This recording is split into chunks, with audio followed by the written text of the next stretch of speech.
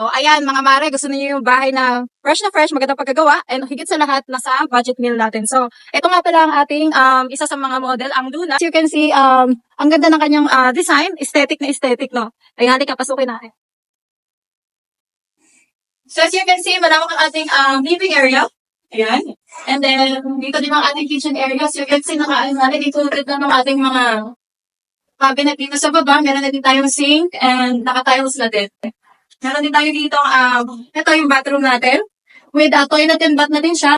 So dito, meron tayong 3 bedrooms. Malalawak din ang space ng ating bedroom. So tignan ninyo ang view natin. Ang ganda ng view ng ating Mount Malarayan. Yan. So ayan, meron dito dalawang pang bedrooms. Ayan.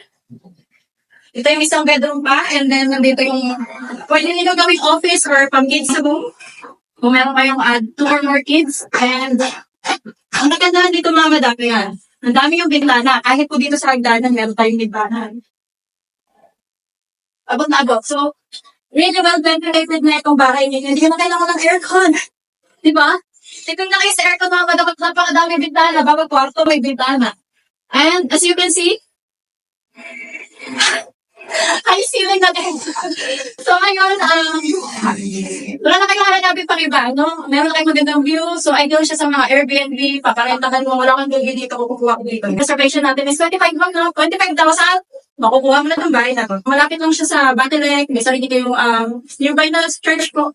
And then may school na rin dito sa side. And marami tayong accessible roads. Papunta ng Rosario and papunta ng Lipabayan or pupunta naman kayo dito sa may Mount Malarayan, may mag-golf course kayo dyan. Isa pa sa ikinaganda ng units dito, no?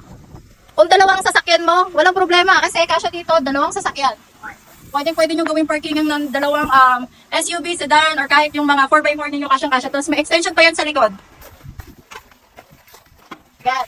Ganito kalawak kapag gusto pa ninyong i-park yung tricycle ninyo or mga tawag dito, mga motorcycles, lagyan nyo na ng canopy.